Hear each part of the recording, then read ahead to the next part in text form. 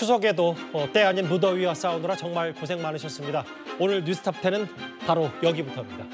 1위와 2위가 동시에 나왔습니다. 그 명절에는 정치 얘기 껄끄러워서 서로 안 해라고 하지만 또 최근 이슈가 이슈인지라요. 친척끼리 서로 의견을 주고받는 정도는 이번 추석 명절에 하셨을 거라고 생각이 됩니다. 민주당이 그 추석 이슈 선점을 오늘 먼저 나섰습니다. 최근에 민주당 이재명 대표보다도 목소리를 높이고 있는 이 인물이 오늘 기자회견을 자청했습니다. 있지도 않을 계엄에 대비하는 것은 있지도 않은 외계인에 대비하겠다는 것과 다를 바가 없습니다. 같이 한번 얘기해 보시죠. 국민의 분노가 임계점에 달해 심리적 정권 교체가 시작된 초입 국면입니다. 심리적 정권 교체가 시작되면서 두려움과 권력 의지에 쌓인 극단 세력을 경계해야 합니다. 충암파의 군기 위반과 계엄 준비 음모가 대표적입니다. 계엄 문제는 비교적 명확한 일단락 단계로 가고 있습니다. 하나회 이후 최초의 군사조직인 충암파가 명확하게 지적되었고 그 군기 위반 행태도 적시되었고 이 문제를 준비해 온 팀을 저희는 가칭 서울의 봄팀이라고 부르고 있습니다. 과거와 같이 서울의 봄이 짓밟히는 상태를 재현하지 않기 위해서 여러 가지 준비를 해왔고 곧 조금 더 진전된 입장을 공식적으로 제시할 것입니다. 민주당의 사실상 넘버 2죠. 2인자 김민석 수석 최고위원이 오늘 오후에 기자회견을 자청해서 뭐라고 얘기했냐면 송영훈 대변인님, 국민의 분노가 임계점에 달했고 지금 윤석열 정권은 심리적 정권 교체의 초입 국면이라고 했습니다. 상대당으로서 어떻게 평가하시겠어요?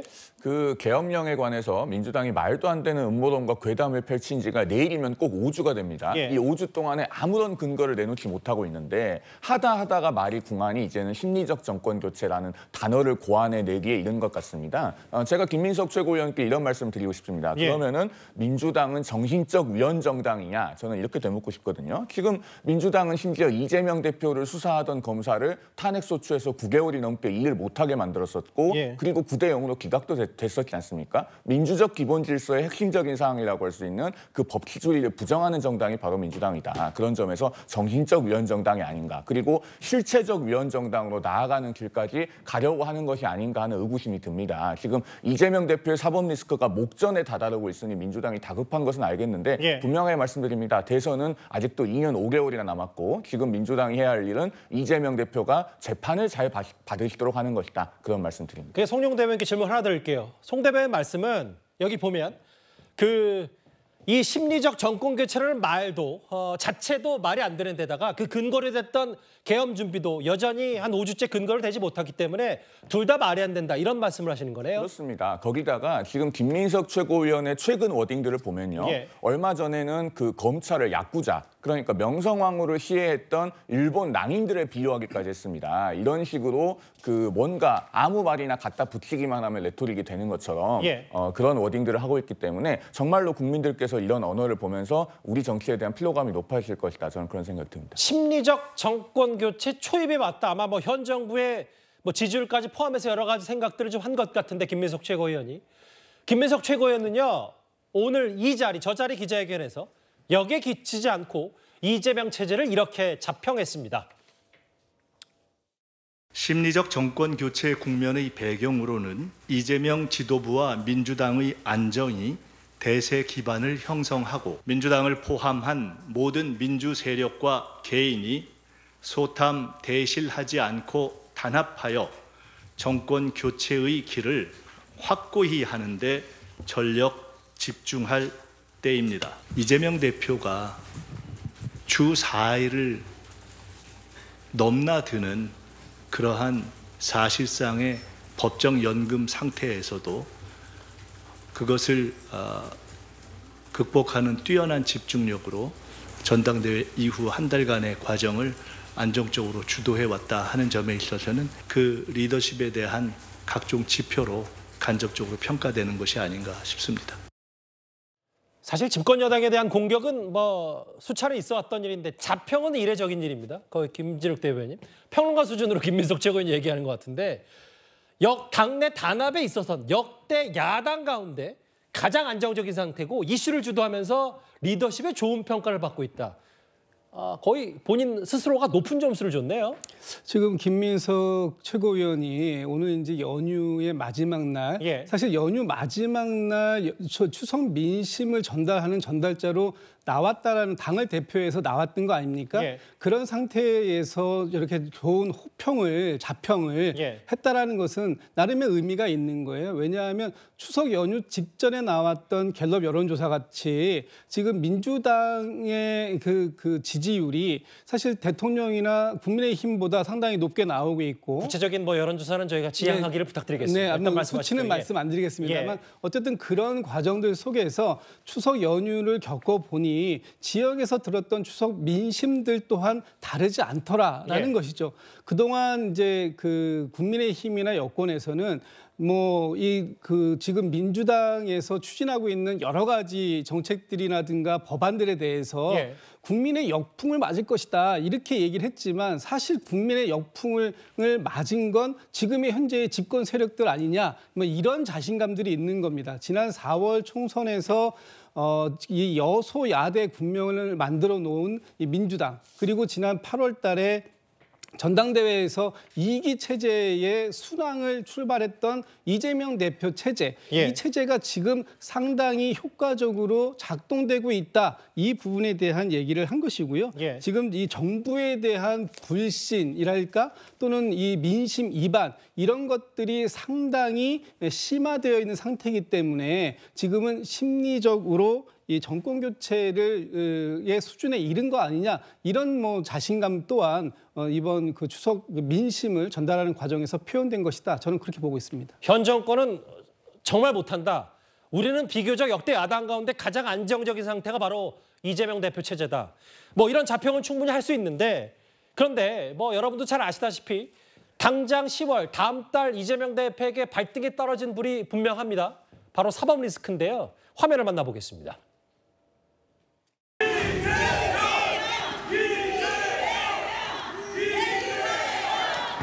우리 국민 여러분, 재판은 재판이고 수사는 수사인데 추석 잘 보내고 건강하고 행복하시기 바랍니다. 이원석 검찰총장 임기 내 명품만화 수사는 마무리 못하게 됐는데 어떻게 보십니까? 네, 공직선거법 재판도 이제 곧 결심인데요. 어떻게 보십니까? 이런 것 같아요. 저 화면 설명을 하기 전에 윤기찬 대변인님. 물론 뭐 야당은 이게 검찰의 탄압이라고 하지만 일단 이재명 대표가 현실적으로 재판 4개를 받고 있는데 지금 김민석 최고위원은 역대 야당 가운데 가장 안정된 상태라고 얘기를 하고 있거든요. 김민석 최고가 이제 위기의식을 느낀 거죠. 이재명 대표 체제에 대해서 위기의식을 느낀 거기 때문에 지금 한동훈 대표와 윤 대통령의 동반 추락이라고 규정하면서 예. 심리적 정권 교체라고 한 말은 정권 교체가 가능하다. 이재명 대표 체제면 정권 교체가 틀림없다라는 취지의 본인들 당원들에게 이제 호소한 거고요. 예.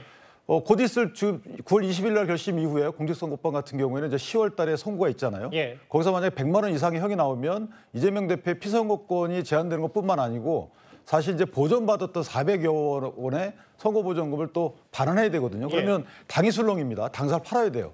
그다음에 10일 이후에 있는 위증교사 부분에 대한 판결이 만약에 금고 이상 형이 나오게 되면 이 또한 피선거권이 박탈되거든요. 그렇다면 최종 선고심까지 안 간다 하더라도 대선 주자로서의 피선거권이 없는 이재명 대표에 대해서 당내에서 얼마나 많은 지지를 이어갈 것인가에 대한 불안함이 있는 거죠. 그럼 김 최고가 떠안고 나서 그걸로 옹호하거나 지금 성동격서식의 국민의힘을 비판하는 식의 행보를 보이는 건데 예. 자, 그런 건 다 좋은데 문제는 뭐냐면 지금 국민들을 불안으로 몰아넣는다는 거죠. 계엄령 말씀하시고 저희가 식물정부라는 소리는 들어봤어도 심리적인 정권 교체라는 말은 처음 들었어요. 새로운 표현입니다.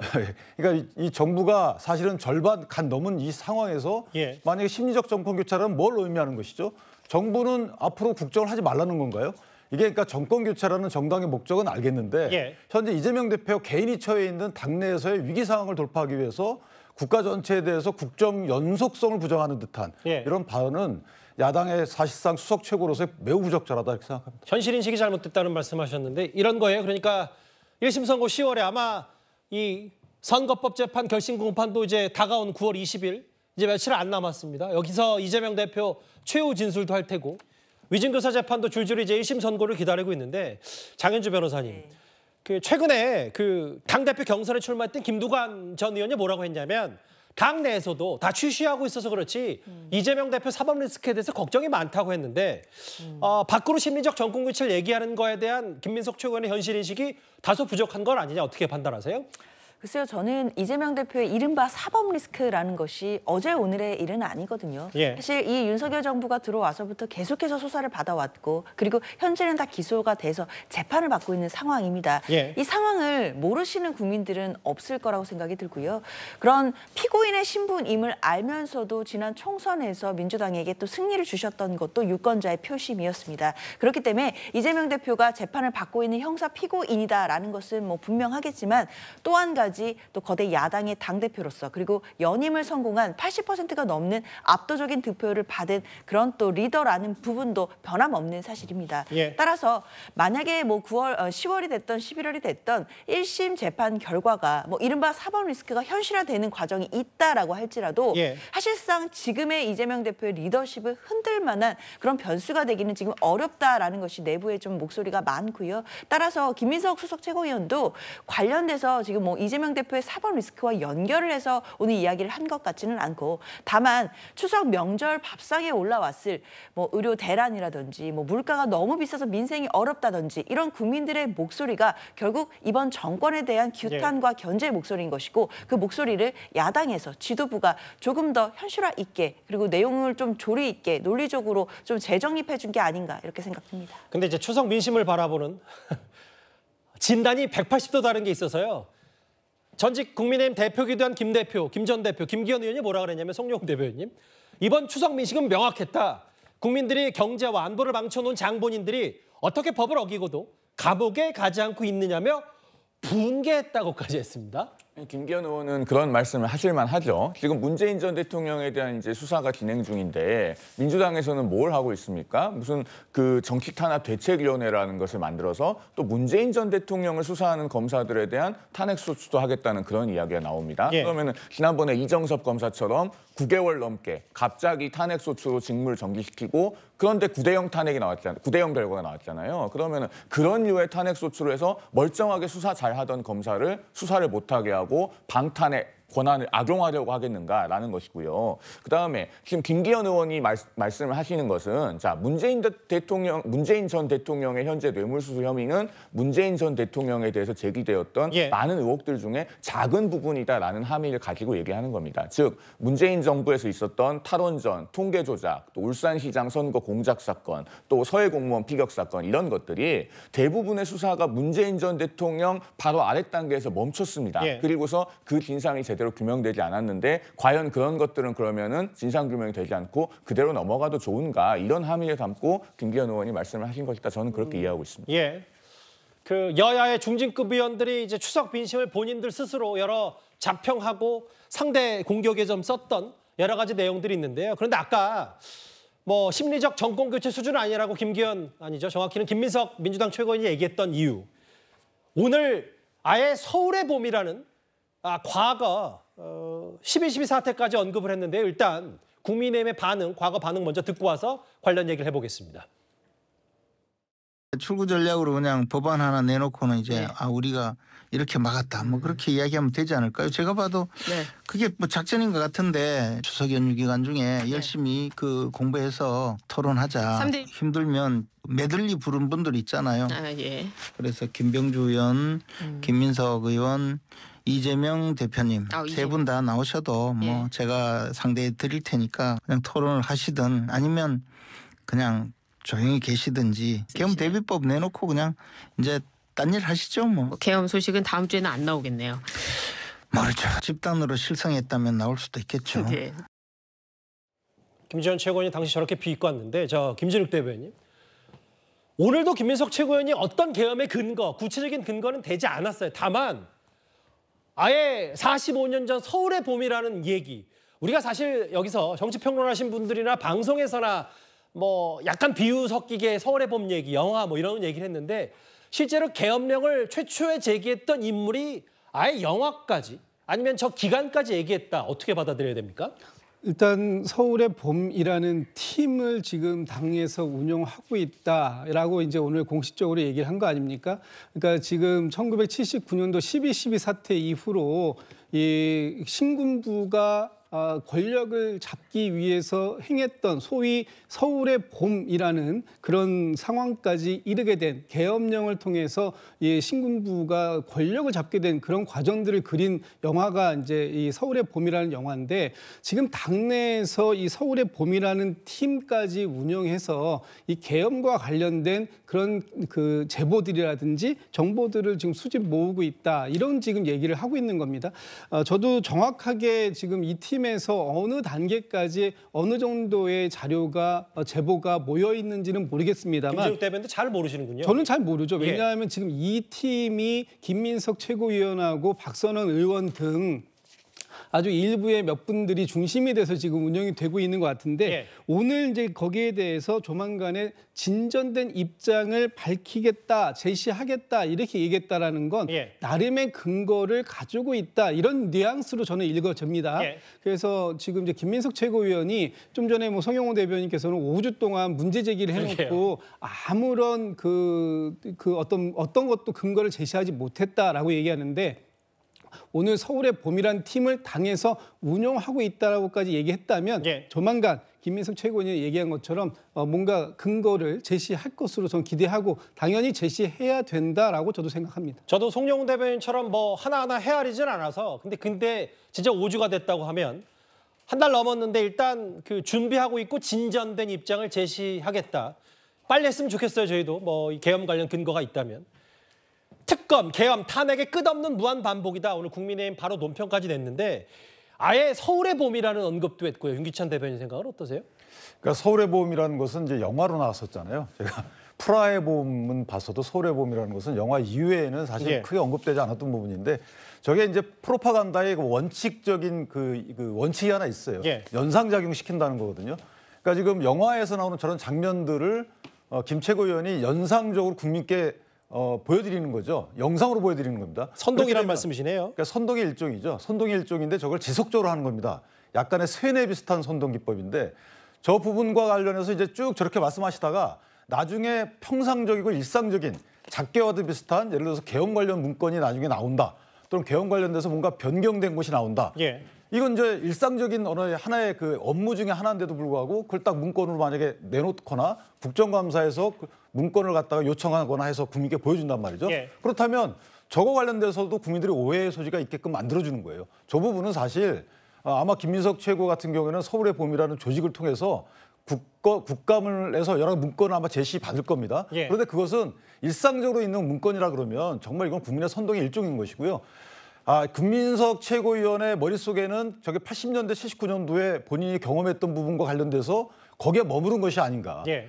저희가 운동권 분들께 고마워하는 부분도 많이 있는데 저렇게 한참 시대가 뒤처진 이런 것들을 다시 반복적으로 국민께 보여드린다는 것은 지금 민생이 어렵잖아요. 그럼에도 예. 불구하고 본인들의 권력욕 또는 이재명 대표 방탄을 위해서 저렇게 국민들에게 시대 철진한 선동을 한다는 것은 반성할 일이 아닌가 싶습니다.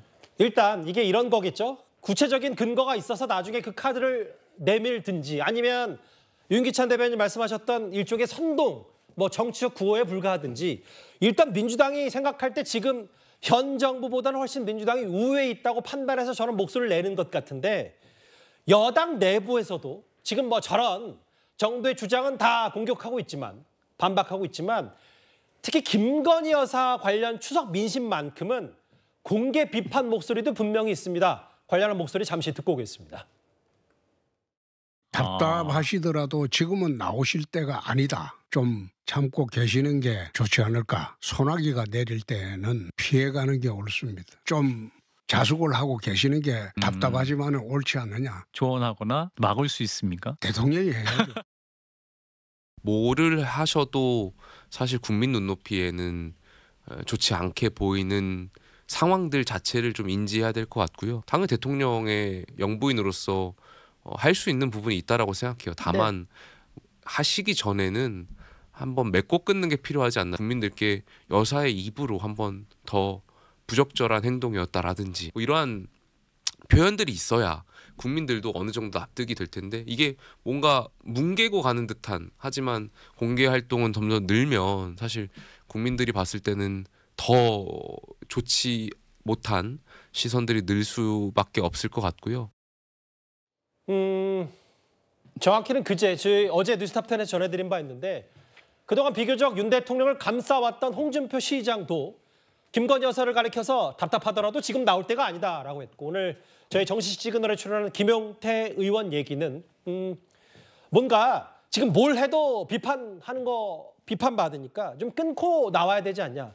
장 변호사 생각은 어떠세요? 지금 여당 내부에서도 뭔가 이런저런 목소리가 있는 것 같거든요. 그렇죠. 지금 아마 여당 내부에서도 지금 말을 하고 싶어도 말을 못하고 있는 분들도 굉장히 많으실 것 같습니다. 그런 이야기를 또 홍준표 시장이 좀 속 시원하게 대변해 준 것 같다라는 반응도 나오는 것 같거든요. 예. 그만큼 김건희 여사에 대해서만큼은 여당 내부에서도 사실상 이 리스크를 어떻게 해결해야 될지 방법이 없어서 답답해 보이는 양상입니다. 특히나 김건희 여사의 리스크는 지금 뭐 매듭이 지어졌거나 뭐 논란이 종결됐다고 보기 어려운 상황입니다. 오히려 이 논란이 당장 이제 더 불붙을 상황으로 보이거든요. 특히 아시다시피 지난주에 도이치모터스 주가 조작 관련해서 항소심 선고가 나왔는데 예. 항소심에서 전주로 활약했던 손모 씨가 방조 혐의로 유죄를 받았거든요. 그렇다면 당연히 동일한 잣대로 김건희 여사에 대해서도 전주였기 때문에 방조 혐의로 기소해야 되는 것이 아니냐라는 논란이 계속해서 확산될 것이고 그렇기 때문에 김건희 여사와 관련된 리스크들은 더욱 확대 재생산될 수밖에 없다고 보입니다.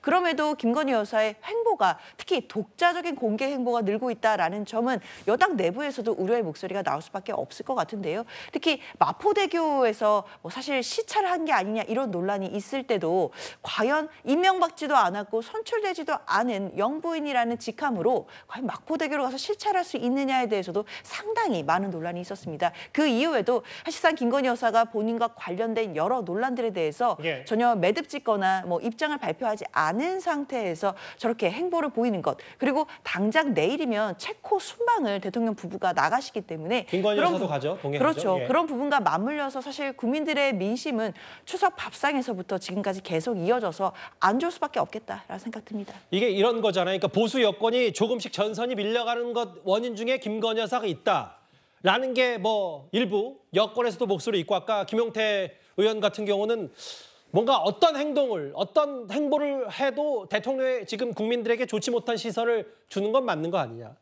뭐 최근에 이런 광복 행보가 있었다면 송영 대변인 신지호 조직부총장은 뭐라고 했냐면 지금 대통령실의 민정수석 기능이 있긴 한 건가.